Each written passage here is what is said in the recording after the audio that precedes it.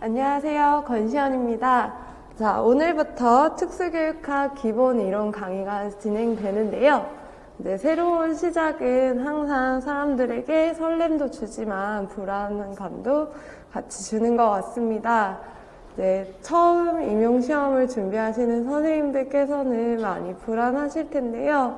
그리고 재수 또는 더 그 이상 공부를 하신 선생님들께서도 다시 시작하시느라 조금 불안감이 있으실 것 같습니다.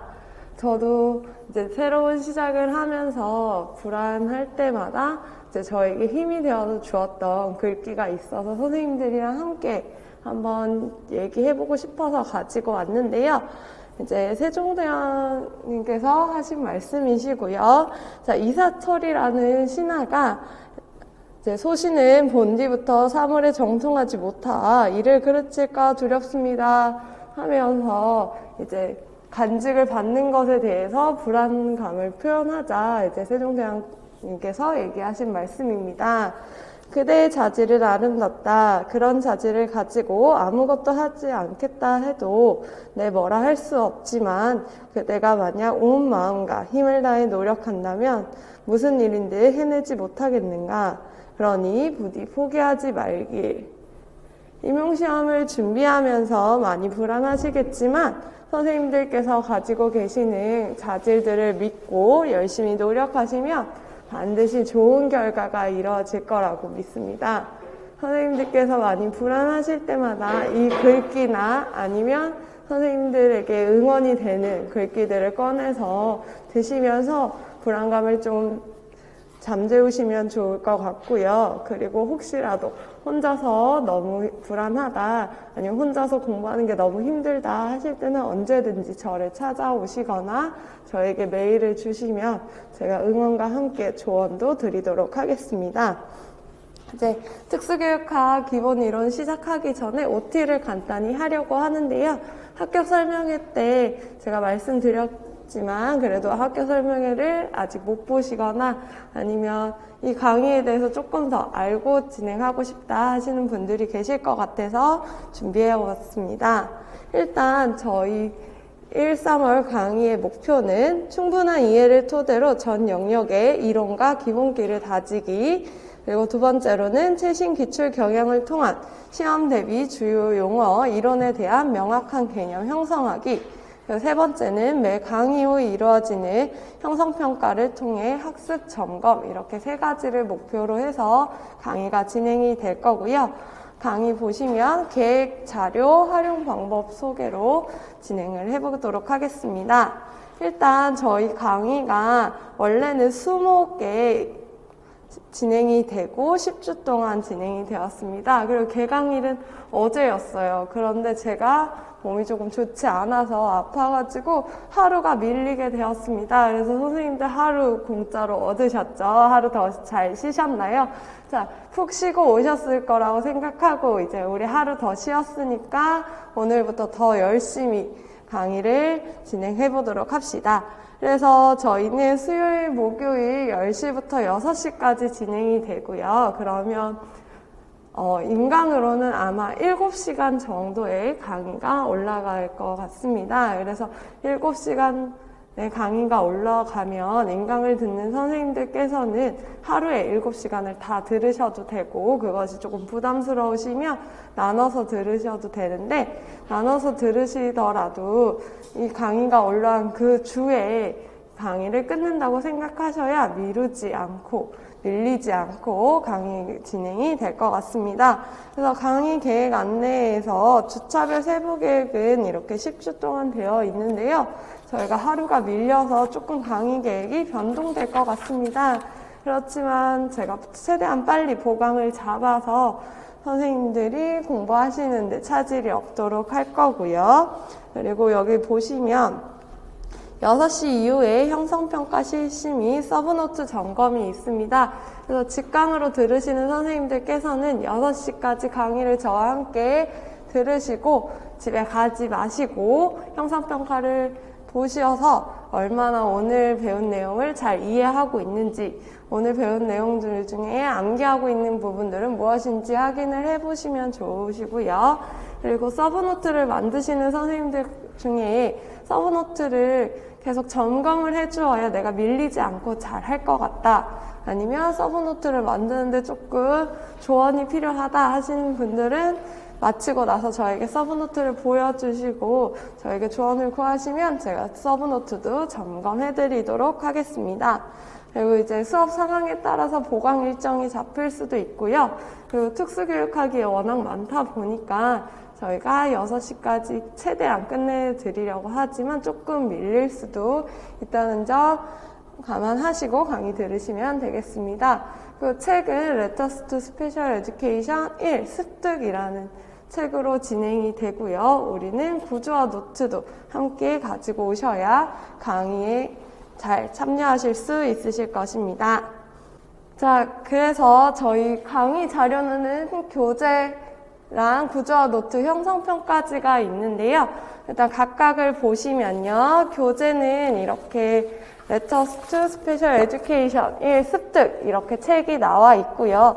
이 책 같은 경우에는 저희는 강의 중에는 계속 보고 있는 건 아니고요. 강의는 구조와 노트로 거의 진행이 되고 이것은 우리가 강의 마무리 시간에 이제 개념을 한 번 더 정리하는 개념으로 책을 활용할 겁니다. 그래서 선생님들께서는 강의 끝나고 나서 복습을 하실 때 이 책을 가지고 한 번 더 읽어보시고 필요한 부분들을 챙겨보시면 되고요. 그래서 강의 책에는, 교재에는 심화 보충으로 알아야 될 내용들이 들어가 있습니다. 그래서 선생님들께서 제가 강의 중에 다루지 않았던 부분들도 한번 체크해 보시면서 넘어가시면 될 것 같고요. 그리고 기출이 어디에 나왔는지를 표시해 두었기 때문에 선생님들이 보시면서 이것이 주요 개념이구나, 이것이 빈출 개념이구나 라는 것도 확인하실 수 있겠습니다. 그리고 책 안에 대표 기출 문제들이 있어요. 그래서 강의 중에 저와 함께 문제들을 풀기도 할 거고요.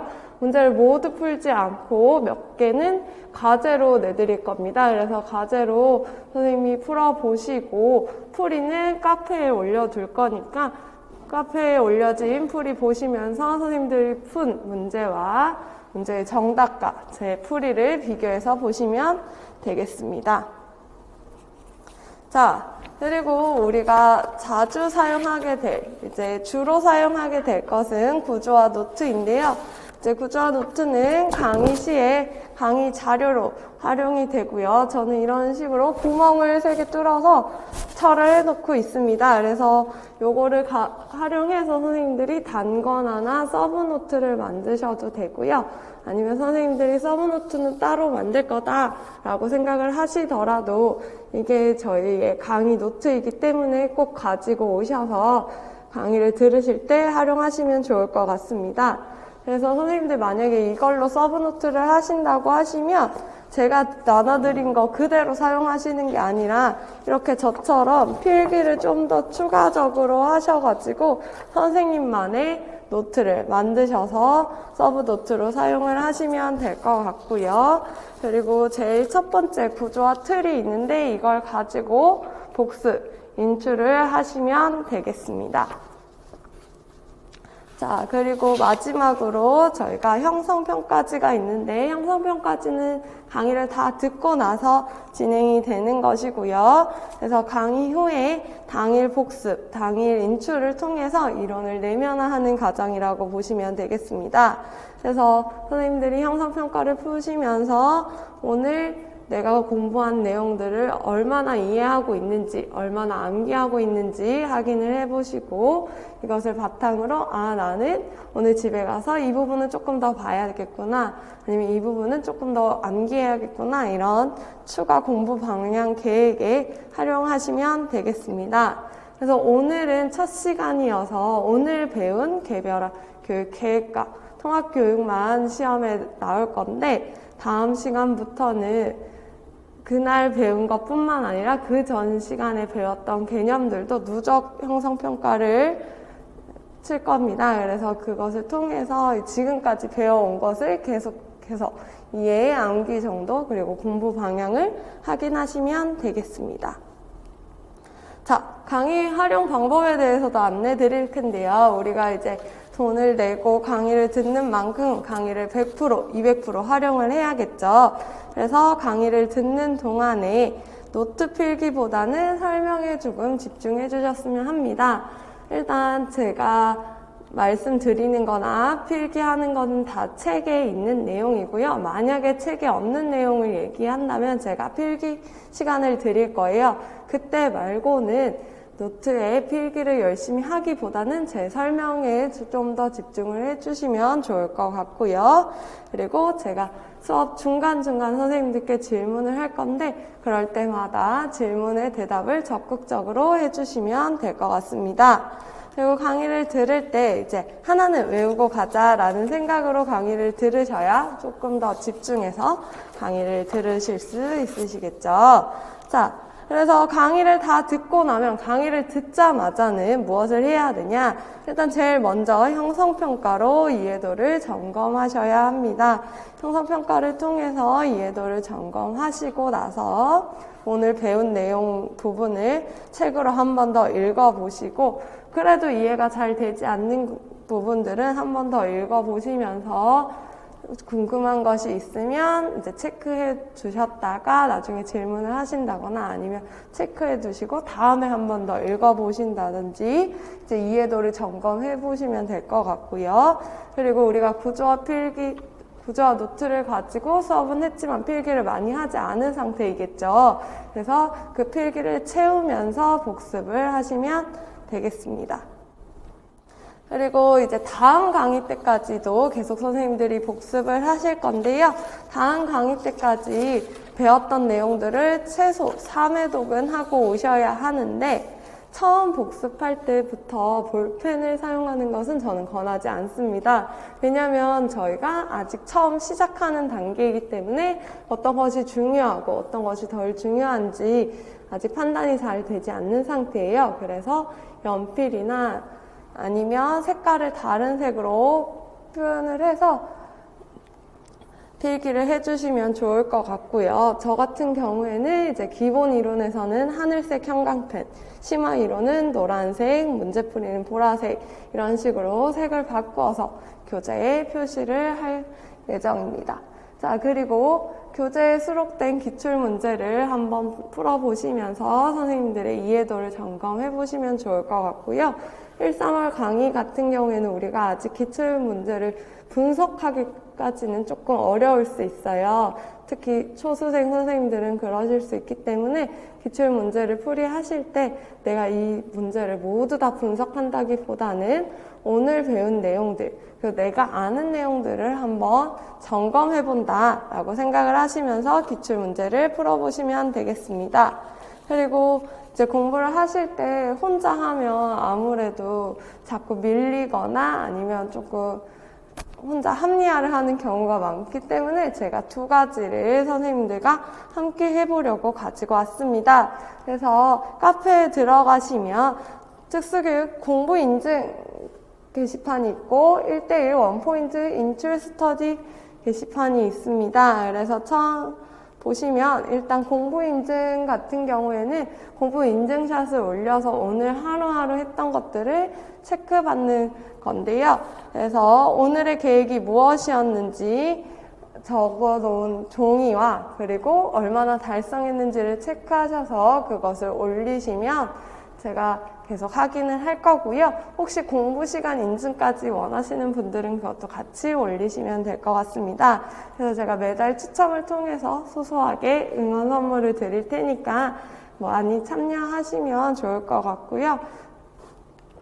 그리고 원포인트 인출 스터디 같은 경우에는 이제 약 15분 동안 진행되는 인출 스터디로 저랑 같이 1:1로 지난 시간에 배운 개념 위주로 인출 복습을 할 겁니다. 그래서 말로 인출하는 것을 할 거고요. 온라인, 오프라인 모두 신청하실 수 있으니까 가셔서 읽어보시고 신청해 주시면 될 것 같습니다. 그래서 개념 이해도와 암기를 체크할 수 있고요. 그리고 인출뿐만 아니라 이때 선생님들이 궁금하신 부분들이 있으면 Q&A 시간을 가질 거여서 그것을 통해서 완벽하게 이해할 수 있도록 해드리겠습니다. 그래서 선생님들 보시면 다음 카페와 메일 주소가 같이 나와 있어요. 그래서 다음 카페도 활용하시고 메일도 보내셔서 저를 많이 활용하시면 좋을 것 같습니다. 그리고 직강을 듣는 선생님들은 이제 직강 메리트가 있죠. 저를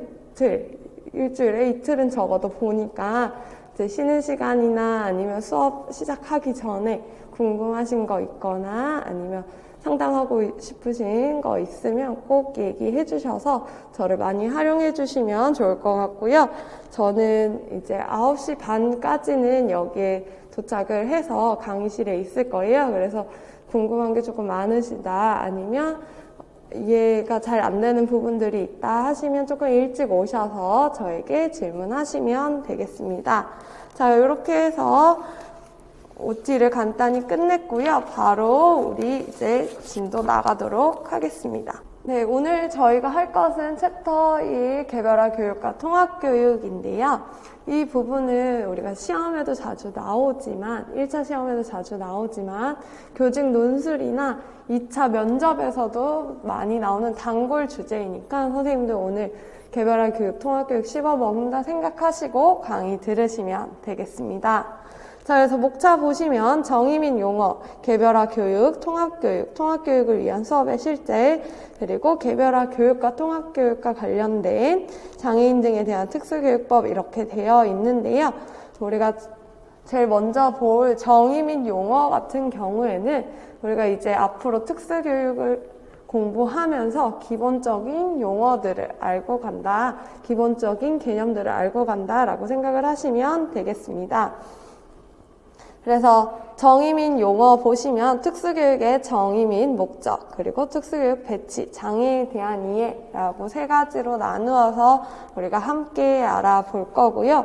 이렇게 구조화가 되어 있는데 구조화 옆에는 또 제목들이 있습니다. 그래서 선생님들 복습하실 때 이 소제목들을 보시고 한번 말로 인출해 보시는 연습해 보시면 좋을 것 같습니다. 자, 특수교육의 정의 및 목적 먼저 보실 건데요. 우리가 특수교육 정의를 볼 때 제일 먼저 볼 것은 법적 정의입니다. 법적 정의는 장애인 등에 대한 특수교육법으로 볼 거고요. 제2조 정의 부분에서 보도록 하겠습니다. 일단 특수교육이란 특수교육 대상자의 교육적 요구를 충족시키기 위하여 특성에 적합한 교육과정 및 제2호에 따른 특수교육 관련 서비스 제공을 통하여 이루어지는 교육을 말한다 라고 되어 있습니다. 그래서 특수교육이라는 것은 누구에게 제공하는 것? 특수교육 대상자에게 제공하는 것이고, 그리고 무엇을 제공하는 것이냐 했을 때 교육과정과 특수교육 관련 서비스 이 두 가지를 제공하는 것을 특수교육이라고 한다라고 생각을 하시면 되겠습니다. 그래서 특수교육에는 교육과정뿐만 아니라 특수교육 관련 서비스까지 포함을 하는구나 라고 생각을 하시면 되고, 그러면 특수교육 관련 서비스가 무엇이냐 했을 때 2호 보시면 특수교육 관련 서비스란 특수교육 대상자의 교육을 효율적으로 실시하기 위해서 필요한 인적, 물적 자원을 제공하는 서비스로 상담 지원, 가족 지원, 치료 지원, 지원 인력 배치, 보조공학기기 지원, 학습 보조기기 지원, 통학 지원 및 정보 접근 지원 등을 말한다라고 되어 있습니다. 우리가 특수교육 관련 서비스라고 했을 때 제일 먼저 떠오르는 치료실에서 하는 다양한 치료들 뿐만 아니라 학교에서 제공하는 지원 인력이라든지 보조공학이라든지 아니면 학습 보조기기, 통학 지원, 정보 접근 지원 등까지도 모두 특수교육 관련 서비스에 포함이 되는구나 라고 생각을 하시면 되고요. 그리고 우리 3호 보시면 특수교육 대상자란 제15조에 따라 특수교육이 필요한 사람으로 선정된 사람을 말한다 라고 되어 있고요. 그래서 특수교육 대상자 나중에 뒤에 가서 장애 영역을 배우면서 또 얘기하겠지만 특수교육 대상자라는 것은 꼭 장애가 있다고 모두 특수교육 대상자가 되는 것은 아니고 장애 진단을 받더라도 특수교육 대상자 진단이 되어야 적격성이 판정이 되어야 특수교육 대상자가 될 수 있다라는 것까지 확인하고 가시면 되겠습니다. 자, 특수교육의 법적 정의뿐만 아니라 이제 다양한 학자들이 정의를 한 것도 있는데요. 그들의 가장 공통된 부분은 개별화된 교육이라고 지칭을 한다는 것입니다. 그래서 특수교육을 이야기할 때 우리가 개별화 교육을 빼놓고 얘기할 수가 없고 이제 특수교육 이꼴 개별화 교육이다 라고까지 얘기할 수 있는데요. 이제 개별화된 교육이란 무엇이냐, 그럼 특수교육이란 무엇이냐 했을 때 특별한 교육 요구를 지닌 개별 학생의 좀 더 나은 삶의 성과를 위해서 개별화된 교수와 지원을 제공하는 것을 특수교육이라고 합니다.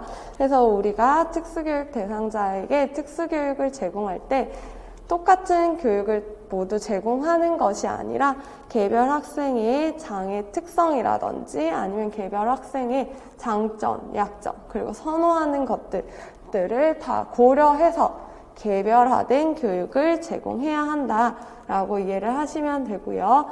학부 때도 많이 들으셨겠지만 개별화된 교육은 개별 교육은 아니다라고 알고 계시면 되겠습니다. 개별 교육이라는 것은 1대1로 진행되는 교육인데 개별화된 교육과 개별 교육은 다른 것입니다. 자, 1대1 교육뿐만 아니라 전체 대집단을 대상으로 교육을 하더라도 각각 아동의 특성에 맞춰서 아동에게 적합한 교육을 제공한다면 그것은 개별화된 교육이 되겠죠. 그래서 특수교육은 개별화된 교육이다 라고까지 짚고 넘어가시면 되겠습니다.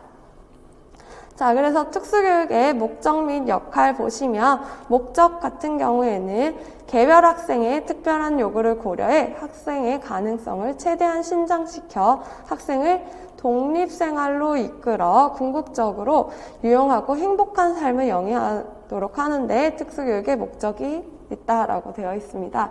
그래서 선생님들이 학생들을 가르칠 때 이 학생들이 행복한 삶을 살게 하는 것이 큰 목적이고요. 행복한 삶을 살기 위해서는 아동들이 독립적으로 생활을 해야 한다라고 생각을 하시면 되겠습니다. 그래서 선생님들이 어떤 연령을 가르치든지 그 연령대에 맞는 독립기술을 가르쳐야 하고요. 그와 동시에 이 아동이 나중에 성인이 되어서 20살이 되어서 학교를 떠났을 때, 공교육을 떠났을 때 혼자 독립적으로 생활할 수 있도록 미래에 필요한 기술들도 함께 가르치셔야 합니다. 그것이 특수교육의 목적이다 라고 생각을 하시면 되고, 특수교육 역할로는 예방, 교정, 보상이 있는데요. 이 예방, 교정, 보상 같은 경우에는 완전히 딱딱 나누어서 얘기할 수 있는 것은 아니고요. 우리가 그냥 특수교육의 역할을 얘기할 때 이렇게 줄글로 쭉 풀어서 얘기하다 보면 말이 너무 길어지니까 이렇게 세 가지 핵심어를 통해서 설명을 하자라고 생각을 하시면 되고, 이것들이 특수교육 안에서는 혼재되어 있다라고 생각을 하시면 되겠습니다. 그래서 예방 같은 경우에는 장애로부터 발생하는 문제나 장애가 심해지는 것을 막는 것인데요. 그래서 예를 들어서 지체장애 아동이 있는데 그 아동의 마비나 구축이 더 심해지지 않도록 자세를 지도하는 것이 예방에 포함이 될 수 있고요. 교정 같은 경우에는 독립적이고 성공적으로 기능하기 위하여 학업, 사회성, 직업 등의 기술을 교수하는 것을 이야기합니다. 그래서 학생들이 독립적으로 살아가기 위해서 아직 배우지 못한 기술들을 가르치는 것을 교정이라고 하고요. 그래서 선생님들이 제일 많이 가르치시는 것이 옷 입기나 손 씻기, 그리고 청결 유지하기, 이러한 자조 기술들을 가르치는 것을 교정이라고 볼 수 있겠습니다. 보상 같은 경우에는 장애를 지니고 있으면서도 성공적으로 기능할 수 있게 하기 위해서 기술 및 도구 사용을 가르치는 것을 이야기하는데요.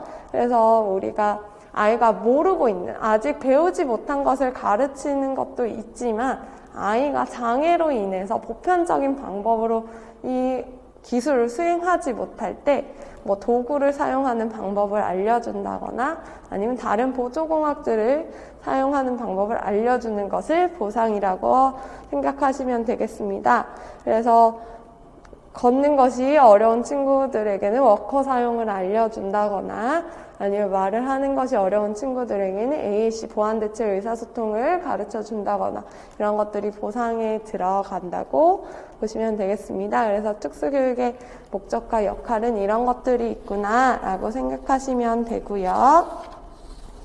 우리가 특수교육 대상자를 진단을 했어요. 그래서 특수교육을 제공하기 위해서는 이 아이가 학교에 배치가 되어야 하는데 이 학교에 배치를 할 때 우리가 생각해야 되는 원리가 하나 있습니다. 무엇이냐면 특수교육 제공은 최소 제한 환경의 관점에서 연계적인 서비스 체계로서 제공되어야 한다라는 이야기인데요. 우리가 특수교육 대상자를 배치할 때 어디에 배치할 수 있죠? 그렇죠. 특수학교에도 배치를 할 수 있고 일반 학교에 일반 학급이나 특수학급에 배치를 할 수도 있고 그리고 병원 학교에 배치가 될 수도 있고 아니면 가정에서 아이는 있고 선생님이 가는 순회 교육이 이루어질 수도 있죠. 다양한 배치 형태들이 있습니다. 우리가 이런 다양한 배치 형태들을 만들어 놓은 이유는 최소 제한 환경의 관점에 맞춰서 배치를 해야 되기 때문인데요. 최소 제한 환경이란 무엇이냐 했을 때 우리가 뒤에 가서 통합교육에서 좀 더 자세히 보긴 할 건데 최소 제한 환경이라는 것은 장애 아동을 장애가 없는 또래, 가정, 지역사회로부터 가능한 한 최소한으로 분리시켜야 한다는 개념입니다. 그러니까 반대로 말하면 장애 아동을 최대한으로 통합시켜야 한다라는 것이 최소 제한 환경이라고 할 수 있겠습니다. 그러면 선생님들 장애 아동의 최소 제한 환경은 어디일까요? 그냥 딱 이렇게 물어봤을 때 제일 떠오르는 것은 일반 학급, 그냥 우리 다른 아동들도 다 같이 있는 일반 학급에 배치하는 것이 최소 제한 환경이겠네요 라고 생각하실 수 있는데 그러면 그 모든 장애 아동의 최소 제한 환경이 일반 학급이라면 사실 이 밑에 배치들은 없어도 되는 거잖아요. 그쵸? 우리 제일 좋은 환경이 일반 학급이니까 여기 모두 다 배치하면 되지 라고 할 수 있는데 그런데 왜 우리는 이렇게 많은 연계적인 서비스 체계를 가지고 있냐라고 보았을 때 최소 제한 환경은 장애 아동들마다 개별 아동마다 다르기 때문입니다.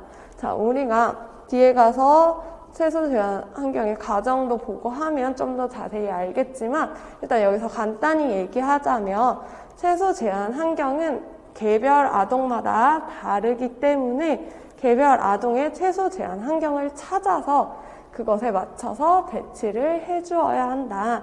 일반 학급이 모든 아동에게 효과적인 것은 아니다. 그러니까 여기가 지향해야 되는 곳은 맞아요. 우리가 완전 통합을 하기 위해서 노력해야 되는 건 맞지만 지금 현실에서 현재 상황에서 봤을 때 여기가 완전 모든 학생들에게 좋은 환경이다 라고 했을 때는 의문점을 가진다는 거죠. 학생들의 특성에 따라서 다른 것이 필요할 수 있다. 그래서 최소 제한 환경이 다 다를 수 있기 때문에 이렇게 연계적인 서비스를 제공해야 한다 라고까지 여기서는 짚고 넘어가시면 되겠습니다. 자, 그래서 특수교육 대상자에게 특수교육을 제공하기 위해서는 배치를 해야 되는데 그러기 위해서는 최소 제한 환경의 관점에 따라서 배치를 해야 된다. 최소 제한 환경은 무엇이다? 장애 아동을 최소한으로 분리시켜야 한다. 여기까지 짚고 넘어갈게요. 자, 이제 장애에 대한 이해를 볼 거예요. 우리 지금까지는 특수교육 관련된 개념들을 알아보았다면 이번에는 장애 자체에 대한 개념을 볼 건데 장애를 바라보는 모델로는 개별적 모델과 사회적 모델이 있습니다. 이제 개별적 모델 안에는 윤리적 모델, 의학 모델, 재활 모델이 있고요. 사회적 모델에는 인권 모델이 있습니다.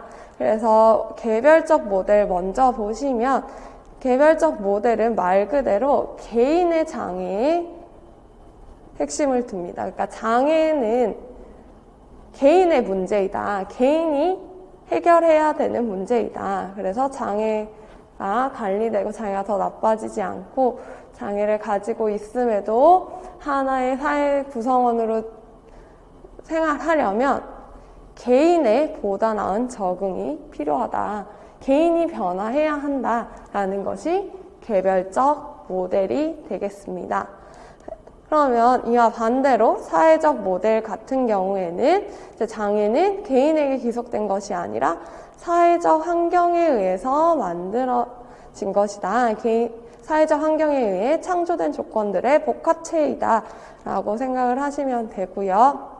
그래서 사회적 모델 같은 경우에는 이제 장애가 우리 사회에서 장애가 되는 이유는 이 사회가 비장애인 위주로 돌아가고 있기 때문이다 라는 것이 사회적 모델의 핵심 요점입니다. 그래서 장애를 해결하기 위해서 장애 문제를 해결하고 관리하기 위해서는 사회 행동이 필요로 하다라고 이야기하는 것이 사회적 모델이고요. 각 모델의 하위 모델들을 보시면 일단 개별적 모델에 보시면 윤리적 모델, 의학 모델, 재활 모델이 있는데 윤리적 모델 같은 경우에는 장애를 개인이나 아니면 그 가족의 죄로 보는 것입니다. 그러니까 너가 잘 못해서 너의 죄 때문에 장애가 생긴 거야 라고 보는 것이 윤리적 모델입니다. 엄청 구닥다리 모델 같죠? 그런데 아직도 사회에는 이렇게 장애를 보는 사람들이 은근 많습니다. 그래서 선생님들이 이러한 관점을 가지고 있는 사람들에게 잘 이야기를 해주셔야 되는데요. 가장 많이 선생님들이 볼 수 있는 윤리적 모델 관점을 가진 사람들은 무슨 얘기를 많이 하냐면 자폐를 가진 이유는 엄마가 어릴 때 상호작용을 잘 안 해줘서 그래. 엄마가 어릴 때 애랑 애착 형성이 잘 안 돼서 자폐가 생긴 거야. 이런 엄마의 죄책감, 엄마의 죄로 인해서 장애가 생겼다고 얘기하는 것이 윤리적 모델이 되는 거죠. 그리고 조금 극단적이라고 생각하실 수도 있는데 제 친구 중에서는 이제 목사님이 너 교회 와서 기도해야 눈이 낫는다. 이제 시각장애 친구였는데 너 죄가 너무 커서 그런 거다. 교회 와서 기도해라 하고 기도회를 데리고 가거나 이런 경우도 있었다고 해요, 진짜로. 그래서 그런 것들이 윤리적 모델에 입각한 발언들이겠죠. 이러한 것들이 이제 잘못된 거 선생님들 알고 계셔야 하고 그것들을 이야기하는 경우에 이제 선생님들이 어떻게 대답을 할 건지도 조금 고민을 해보시면 좋을 것 같습니다.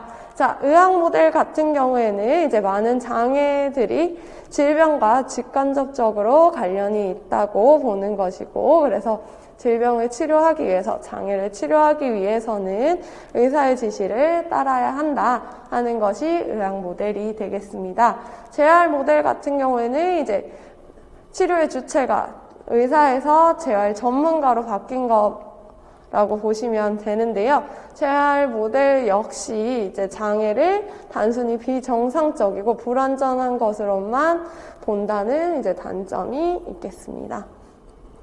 자, 그래서 사회적 모델 같은 경우에는 인권 모델이 있는데요. 자, 인권 모델 같은 경우에는 장애인들이 일상생활에서 부딪히게 되는 차별적 대우 자체에 주목을 하게 되고, 이제 장애라는 것 자체가 비장애인 사회가 일방적으로 만들어낸 사회적 기준에 의해서 나타난 것이다.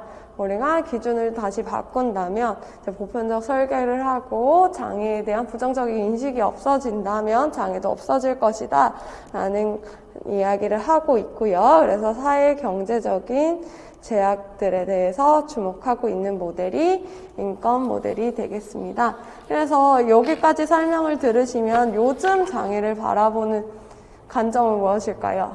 그쵸, 사회적 모델에 좀 더 가깝겠죠. 그래서 선생님들이 우리가 장애를 이해할 때는 사회 복합제로 이해를 하시는 게 좋겠다라고 생각을 하시면 되고요. 그래서 이제 그러한 관점의 확장으로 장애 차원 질환에 대해서 이야기를 하게 되는데요. 장애를 지칭하는 다양한 용어들과 의미의 차이에 대해서 한번 짚고 넘어가도록 하겠습니다. 우리가 다 장애라고 번역을 하게 되는 것들인데 알고 보면 우리는 장애 안에서도 손상, 무능력, 불이익으로 나누어서 볼 수 있다. 장애의 차원은 이렇게 세 가지로 볼 수 있다 하는 이야기입니다. 그래서 설명을 해드리자면 일단 예시를 들어서 설명을 하는 게 제일 이해가 쉽더라고요. 그래서 예시를 같이 들으면서 설명을 해보도록 하겠습니다. 일단 다리가 하나가 없는 은수라는 아이가 있다고 가정을 하고요. 자, 은수의 장애에 대해서 차원을 나누어서 설명을 해보도록 하겠습니다. 일단 제일 먼저 나오는 손상 같은 경우에는 이제 신체나 내장의 특정 부위가 상실되거나 그 기능이 감소한 상태를 말합니다. 그럼 은수의 손상은 무엇인가요? 그렇죠? 다리가 하나 없는 것이 손상이 되겠죠. 그래서 은수의 다리가 하나가 없음이 손상이 되는 거고요.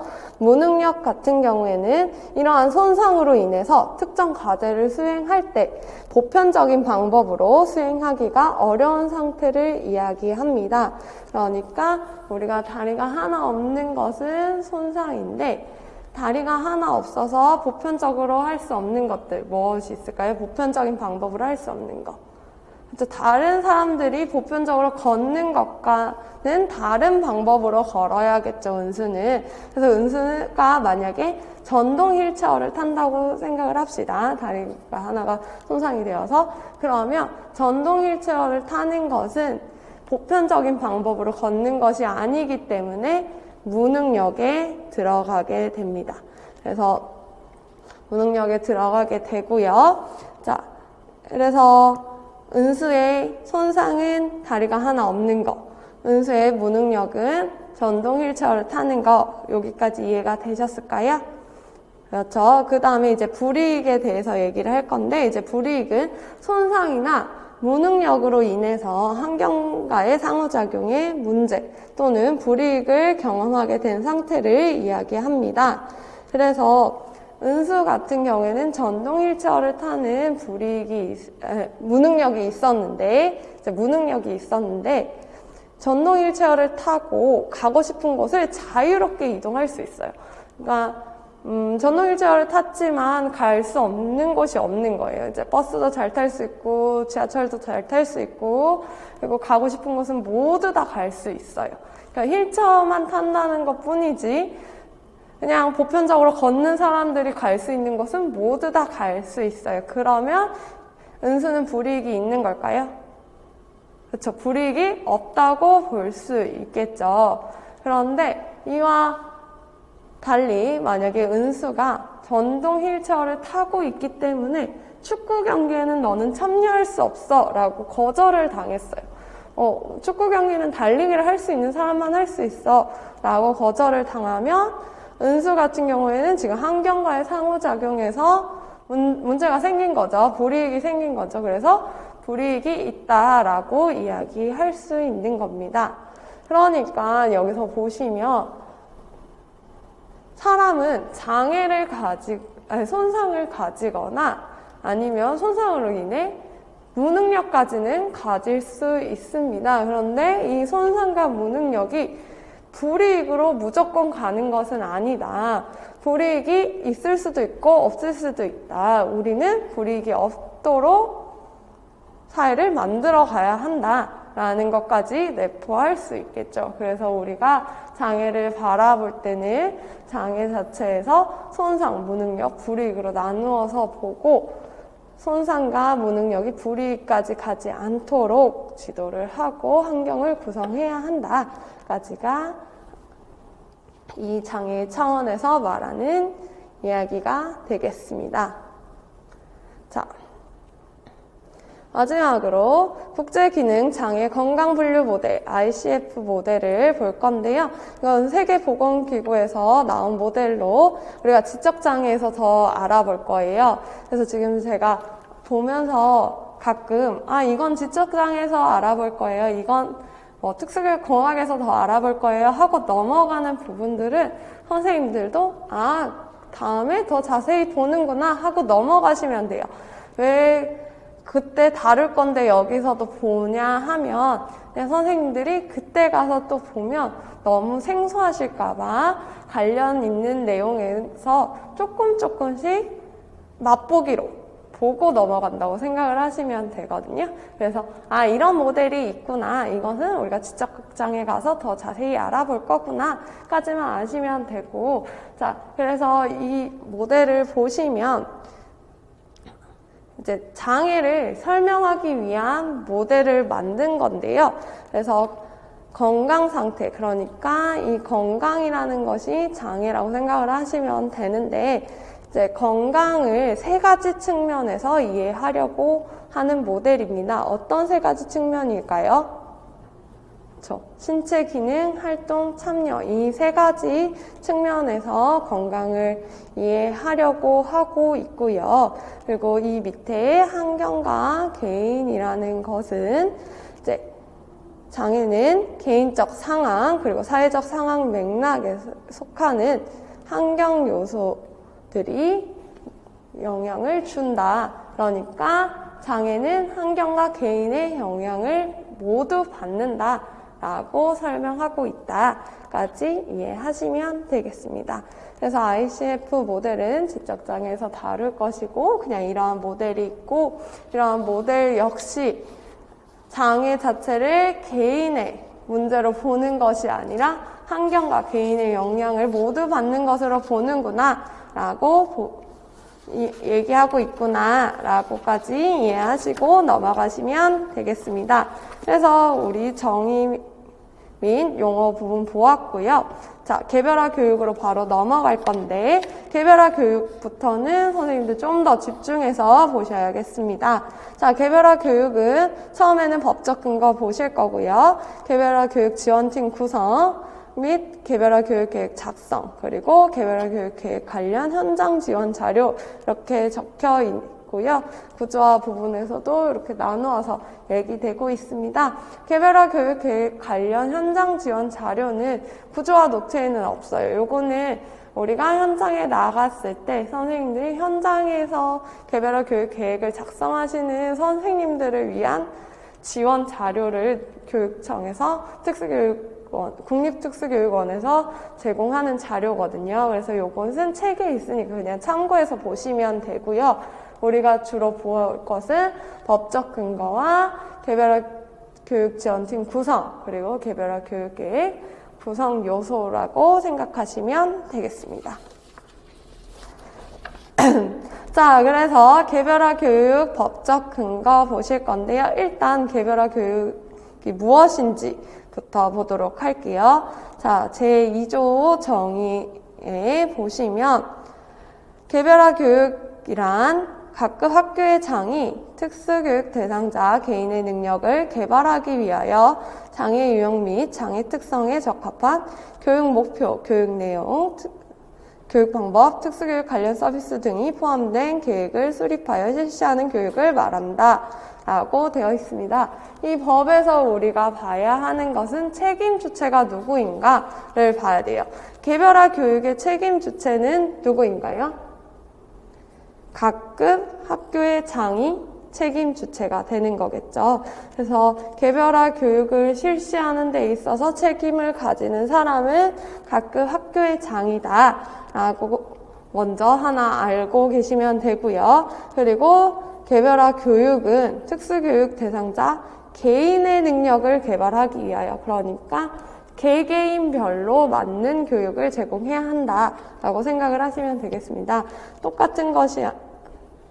다 똑같은 교육을 제공하는 것이 아니라 특수교육 대상자 개개인의 능력을 개발하기 위해서 맞춰서 하는 건데, 무엇에 적합한 장애 유형 및 장애 특성에 적합한 교육을 제공하는 것을 개별화 교육이라고 하고요. 여기 안에 있는 교육 목표, 교육 방법, 이거는 다음 법에서 더 자세히 나오고 있으니까 그것까지는 외울 필요는 없으시고, 이 법에서 봐야 하는 것은 책임 주체는 각급 학교의 장이다. 그리고 특수교육 대상자 개인의 능력을 개발하기 위함이다. 그러니까 여기가 개별화 교육 계획의 목표가 되겠죠. 목표를 알아두시고, 그리고 장애 유형 및 장애 특성에 적합한 교육을 말하는 것이다. 이렇게 세 가지는 알아두시면 되겠습니다. 이렇게 세 가지 짚고 넘어갈 거고요. 그래서 개별화 교육에 의 보시면 교육 및 생활지원 계획서, 서비스 관리 도구, 책무성 입증 도구, 의사소통 및 협력 도구입니다. 그래서 서비스 관리 도구를 보시면 이제 우리가 개별화 교육을 제공하게 되잖아요. 그러면 이 제공을 할 때 아무 계획 없이 그냥 아이가 학교에 와서, 유치원에 와서 선생님들이 그냥 하루하루 교육을 한다면 방향이 제대로 정해지지 않겠죠. 그런데 이 법에 보시면 계획을 수립하여 실시하는 교육이라고 했죠. 그래서 의 같은 경우에는 우리가 계획을 수립하여서 실시하였을 때의 의라고 생각을 하시면 되고, 그래서 우리가 계획 없이 그냥 제공을 한다면 서비스 방향이 제대로 정해지지 않을 것인데, 우리가 계획을 수립하였기 때문에 교육 및 생활 지원의 방향성을 제시하고 서비스를 관리할 수 있다라고 생각을 하시면 되고요. 책무성 입증 도구라는 것은 우리가 개별화 교육을 위해서 계획을 할 때 개별화 교육 계획을 수립하게 되죠. IP를 수립하게 되는데 이것은 법적 문서입니다. 그래서 법적 문서라는 것은 선생님들이 법적으로 책임을 지셔야 한다. 법적으로 꼭 수립을 하고 실행을 해야 한다. 그래서 책무성을 입증하는 도구다라고 생각을 하시면 되고요. 의사소통 및 협력 도구라는 것은 우리가 개별화 교육 계획을 작성하고 이것을 선생님만 가지고 계신 게 아니라 각 구성원들이 다 가지고 있고 그것을 바탕으로 의사소통을 할 수 있게 되겠죠. 그래서 구성원들 간의 협력과 의사소통을 돕는 문서로서 의사소통 및 협력 도구가 된다라고 생각을 하시면 되고요. 제일 첫 번째 거는 그냥 읽으면 이해되실 것 같아서 일단 넘어가긴 했었는데 교육 및 생활 지원 계획서, 그러니까 우리가 어떤 교육을 할 것인지 어떤 생활 지원을 할 것인지 계획을 세우고 그것을 문서로 해놓은 것이다. 그래서 교육 및 생활 지원 계획서이다 라고 이해를 하시면 되겠습니다. 그래서 의 같은 경우에는 개별화 교육의 의도 되지만 개별화 교육 계획 그 자체의 의라고도 생각하시면 되겠습니다. 자, 우리가 개별화 교육을 해야 되는 이유는 무엇이냐, 법적 근거가 무엇이냐 했을 때 이제 헌법과 교육기본법에서 모든 국민은 평생에 걸쳐 학습하고 능력과 적성에 따라 교육받을 권리를 가진다라고 나와 있습니다. 여기서 이제 모든 국민이라고 되어 있기 때문에 장애 아동, 특수교육 대상자 역시 포함이 되는 거고, 이제 특수교육 대상자 역시 교육받을 권리가 있다. 그래서 선생님들은 개별화 교육을 해야 한다라고 생각을 하시면 되고요. 이것은 이제 모든 국민이 받아야 되는 권리에 대해서 이야기를 한 것이고, 특히 개별화 교육을 해야 하는 이유, 개별화 교육을 어떻게 해야 하는가라고 했을 때는 장애인 등에 대한 특수교육법에 기반해서 해야 한다라고 보시면 되겠습니다. 그래서 선생님들 법을 보실 때 제일 앞에 아까 개별화 교육 정의 보실 때 제가 주체가 누구예요? 책임 주체가 누구였죠? 라고 물어봤었죠. 그래서 선생님들 법 보실 때 책임 주체가 누구인지 제일 먼저 찾아보시고 그 다음에 법의 내용들을 보시면 되겠습니다. 자, 그래서 장특법 먼저 보시면, 특수교육법 보시면 제22조는 개별화 교육에 대한 내용입니다. 자, 1항 보시면 책임 주체 누구죠? 그렇죠. 각급 학교의 장입니다. 자, 각급 학교의 장은 제일 밑에 보시면 개별화 교육 지원팀을 구성한대요. 이제 각급 학교의 장이 개별화 교육 지원팀을 구성하는 책임 주체가 되겠습니다. 그런데 누구로 구성을 해야 하냐 하고 보았을 때 누구로 구성을 해야 된대요? 보호자, 특수교육교원, 일반교육교원, 진로 및 직업교육 담당 교원, 특수교육 관련 서비스 담당 인력 등으로 개별화 교육 지원팀을 구성해야 한대요. 그래서 이 구성원들 외워두셔야 하는데 여기서 핵심 구성원은 누구냐면 일단 보호자와 특수교육교원은 꼭 들어가야 하는 기본 구성원이고요. 아이가 만약에 일반 학교에 배치되어 있다, 통합환경에 배치되어 있다 하면 일반 교육교원까지 들어가야겠죠. 여기까지를 거의 그래서 기본 구성원이라고 보고요. 진로 및 직업교육 담당 교원과 특수교육 관련 서비스 담당 인력은 무조건 들어가야 되는 것은 아닙니다. 진로 및 직업교육 담당 교원은 전환교육을 담당하는 교원이라고 생각을 하시면 되는데 이제 전환교육이 꼭 필요한 고등학교 시기에 들어가는 교원이기도 하고요. 그리고 사실 학교 현장에서 보시면 정말로 진로 및 직업교육을 하지 않는 이상 전환교육의 담당 역시 특수교육 교원이 되겠죠. 그래서 특수교육 교원이 진로 및 직업교육 담당 교원을 겸할 수도 있고요.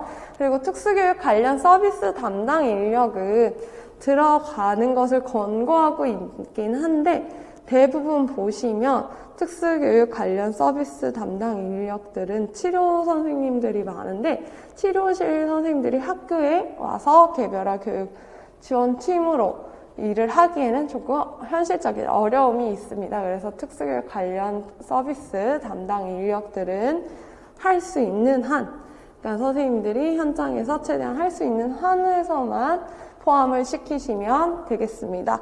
그래서 이제 개별화 교육 지원팀 구성의 책임 주체는 각급 학교의 장이고 꼭 들어가야 되는 것은 보호자, 특수교육교원, 일반교육교원이다. 이렇게 세 가지까지 알고 계시면 될 거고요. 이항 바로 넘어가서 보시면 개별화 교육 지원팀은 이번엔 지원팀은 개별화 교육 계획을 작성해야 되는데 언제 작성을 해야 된대요? 매 학기마다 작성을 해야 한대요. 그러면 1년에 몇 번 작성을 하는 거죠?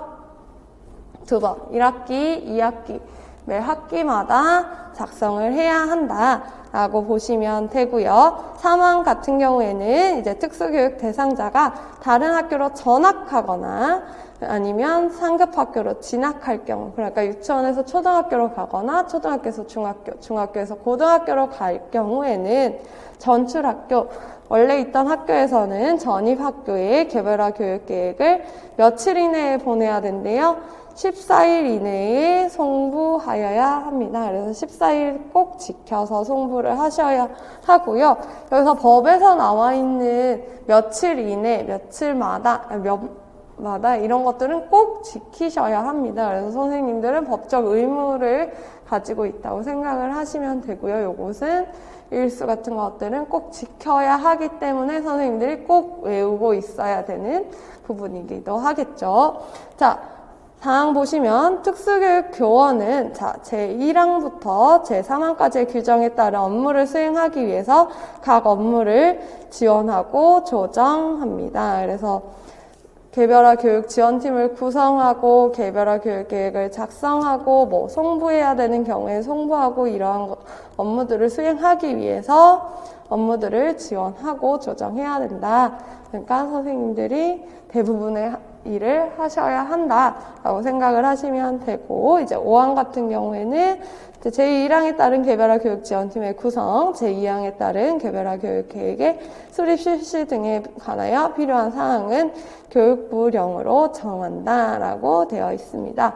그래서 선생님들이 법을 외우실 때 법 조항들을 달달달 다 외우시는 것도 중요하지만 이렇게 우리가 개념을 배울 때 법이 나왔을 경우에는 그 내용과 관련해서 핵심 키워드들을 먼저 외우는 것도 선생님들이 나중에 법 외우실 때 도움이 되실 겁니다. 그래서 오늘 선생님들 저랑 하면서 개별화 교육 관련된 법 제가 계속 중간중간에 물어볼 거거든요. 그래서 핵심 키워드들을 오늘 외우고 간다고 생각하시면 되겠습니다.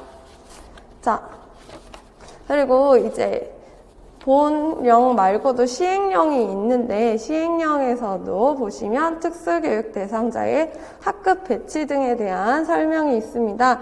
여기서 1항과 2항은 사실 나중에 우리 배치 관련해서 볼 때 볼 거고요. 3항 보시면 3항에서 주체는 각급 학교의 장이 되고요. 이제 각급 학교의 장은 특수교육 대상자의 교육 지원의 내용을 추가 변경 또는 종료하거나 특수교육 대상자를 재배치할 필요가 있으면 누구의 검토를 거쳐야 된대요?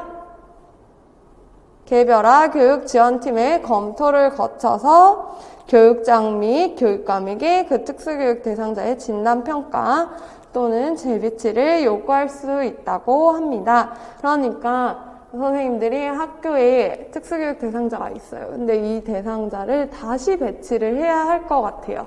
아니면 이 특수교육 대상자에게 교육 지원을 조금 추가하거나 수정하거나 아니면 교육 지원 자체를 종료해야 될 것 같아요. 그러면 각각 학교의 장이 마음대로 정하는 것이 아니라 개별화 교육 지원팀의 검토를 거쳐야 된다고 하는데 이 검토를 거친다는 게 보시면 선생님들끼리만 알아서 이제 정해서 하는 것이 아니라 우리 구성원에 누가 들어가 있었죠?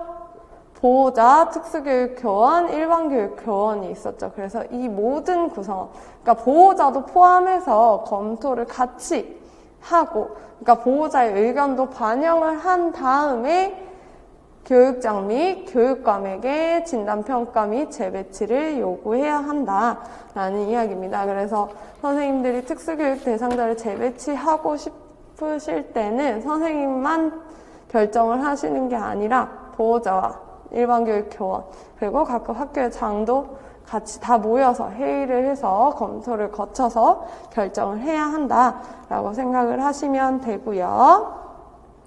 자, 마지막 시행규칙 보시면 이제 시행규칙에서는 개별화 교육지원팀을 구성하는 방법에 대해서 나와 있습니다. 그래서 요거는 진짜 달달달 외우고 계셔야 되는 부분이고요.